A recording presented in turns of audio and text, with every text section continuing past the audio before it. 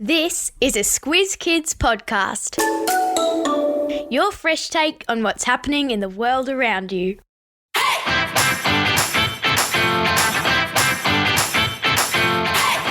Each week we give the world globe a spin and see where we land. Then we take the kids of Australia on an audio excursion to visit that country and its people. I'm Amanda Bauer, and today on Squiz the World we're visiting the world's oldest republic, which means a country with elected people in power, not a king or queen. And I have to admit it, I had no idea that the country of San Marino existed. This republic is so tiny that it has no airport and no train stations. We'll have to land in Italy and hire a car to get there. So strap yourselves into the Squiz Kids Superfast Supersonic Jetliner as we take off and take a squiz at San Marino. Just the facts.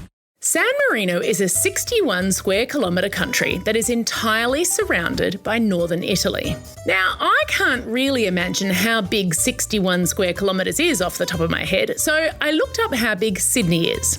12,368 square kilometres. So the Greater Sydney area is 202 times bigger than the entire country of San Marino. The population of San Marino is 33,600, which means that per square kilometre it's actually more crowded than Sydney, which has 5.3 million people in total. See how handy maths is? Yes. As I mentioned before, San Marino is surrounded by northern Italy. I'll put a map in your episode notes, but what you won't be able to see on the map is that San Marino is extremely beautiful. It's in the Apennine Mountains, and it's often called the land of cliff-top castles. The streets of the capital, which is also called San Marino, are so steep that there are actually lifts dotted throughout the city to help people who can't manage walking up the cobblestone streets. Now, cobblestones, if you didn't know, are naturally rounded stones that are bigger than a pebble but much smaller than a boulder. Back in the olden days, before people used bitumen, cobblestones were the most common way to pave a road. The stones can handle heavy horse and cart traffic, as well as cars. They don't get muddy in wet weather or dusty in dry weather, and horses can get a good grip on them. Of course, cobblestones are an old-fashioned way to pave a road, but San Marino is old. Legend has it that the country of San Marino was founded on the 3rd of September in the year 301. A Croatian stonemason called Saint Marinus, which is San Marino in Italian, he climbed Mount Titano and started a small community of Christians who were being persecuted for their faith by the Roman Emperor Diocletian. Persecuted for your faith means discriminated against because you are Christian. Back then, Italy wasn't actually a country. It was made up of a patchwork of independent states similar to San Marino. And when Italy unified, San Marino stayed independent. Time for school. It's compulsory for Sammarinese kids to go to school from the ages of 6 to 14. Sammarinese, by the way, is the correct adjective to use when describing something from San Marino. At the end of each grade, Sammarinese kids take a national test to make sure that they're ready to go on to the next grade. At the end of what they call middle school, which is the end of year 8, they're legally allowed to leave school and get a job, or they can keep on going to high school. Before 1995, some Sammarinese kids who finished high school and wanted to go to uni had to leave their little country to continue their studies.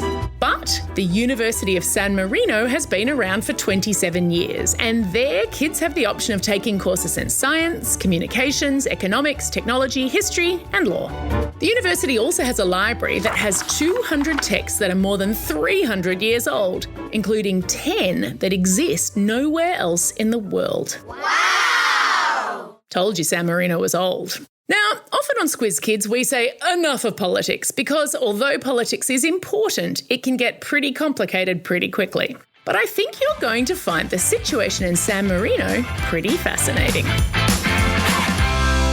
Believe it or not.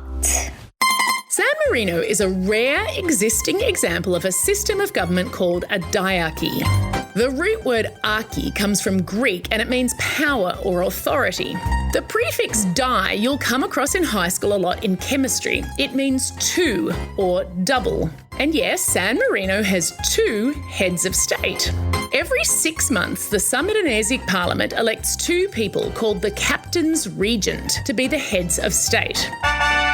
They are appointed from opposing political parties and they hold equal powers. San Marino has had more women serve as head of state than any other country in the world, including 3 who served more than once because that term expires after just 6 months. Compare that with Australia, where the Prime Minister serves for 3 years before facing an election. San Marino's diarchy has been in effect since 1243. In the year 1600, the Republic gave itself a constitution, and that is the oldest written constitution in the world that is still in effect, and the only one written in Latin that is still the law of the land. A constitution, of course, is a set of rules that set up how a country works. Okay, that is enough of politics. I'm pretty sure it's dinner time. Not surprisingly, the cuisine of San Marino is extremely similar to what you'll find in Italy. But it has a number of its own unique dishes, and the best known is probably the torta tre monti, which means the cake of the 3 mountains or cake of the 3 towers. Now, the 3 towers they're talking about are on the 3 peaks of that mountain that St. Marinus climbed all those years ago. And the 3 towers also appear on the Sudanese coat of arms and their flag. So you might think, as I admit I did, that the torta tre monti somehow has 3 towers sticking out the top of a cake. But no, the cake has a flat top. The towers, or mountains, are just in the name. But anyway, why am I getting distracted by towers when there's chocolate to talk about? Hooray! The torta is made by sticking 5 light, waffly wafers together with chocolate or hazelnut cream. Think a very fancy version of Nutella. Then the sides of the cake are coated in chocolate fondant to make it extra rich and delicious. I've put a recipe in your episode notes to a really easy version. If you want to eat the official version, you'll need to order it from a bakery in San Marino called La Serenissima, which has been selling the cakes for 70 years. La Serenissima means the most serene in Italian. Have they ever met a kid who's eaten too much torta tre monti? A sugar high is definitely not serene. Time for the quiz. This is the part of the podcast where you get to test how well you've been listening. Question number 1. What is the name for a system of government with 2 heads of state? That's right, it's a diarchy. Question number 2. San Marino's streets are mostly paved with what?